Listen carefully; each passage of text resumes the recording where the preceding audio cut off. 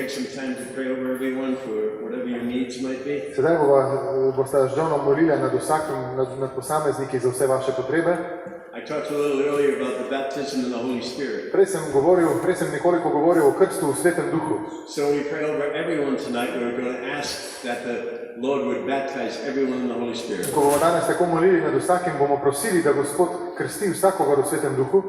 But that goes along with whatever else you might desire in your heart. In to seveda vključuje tudi vse tisto, kar še imate v svojih srcih, vse vaše potrebe in želje. If it's healing, physical healing, spiritual healing, finances, whatever. Če je to telesno ozdravljenje, duševno, duhovno ozdravljenje, če imate težave s financami, karkoli. Now when John and I pray over people, In ko John in jaz moliva za ljudi, sometimes people feel like they're going to fall back. nekateri ljudje padejo nazaj, počivajo v duhu. And that's okay if you feel that way. In če tako čutite, da boste počivali v duhu, You can fall back, there'll be somebody behind you to se catch you. prepustite, zato ker vas bo nekdo odzadaj ulovil.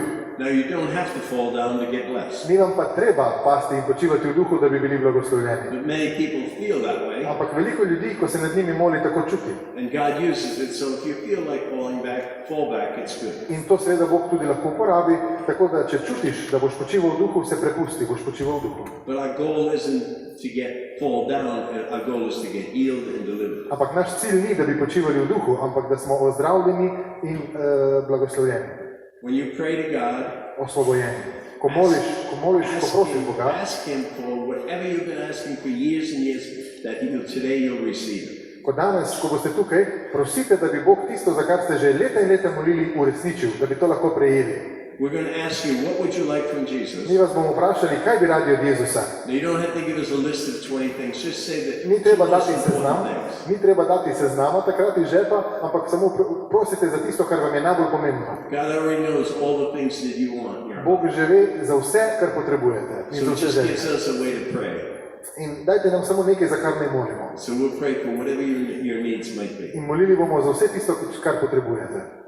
So what we can do is, if we can come to the middle of the aisle and stand in one row in the middle of the aisle. Torej, lahko pridete tukaj, sem, in boste stali v eni vrsti. All facing in this direction. In vsi gledate, torej, bodite na sredini tukaj in gledajte sprej po celi vrsti, in gledajte v steno.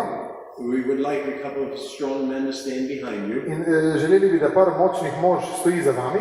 And then we'll be on this side and we'll pray over In mi bomo tukaj molili za vsakogar. If there's no room for everyone in the line, just wait in your seat, and when people finish, you can get in line. In če ni dovolj prostora za vsakogar, potem tisti, ki še niste v vrsti, sedite, počakajte, da se umaknejo tisti, ki so že na vrsti. You don't have to hurry, Ni vam treba hiteti, because the last 10 people get a double portion blessing. saj zadnjih 10, ki bodo na vrsti, dobi dvojno porcijo.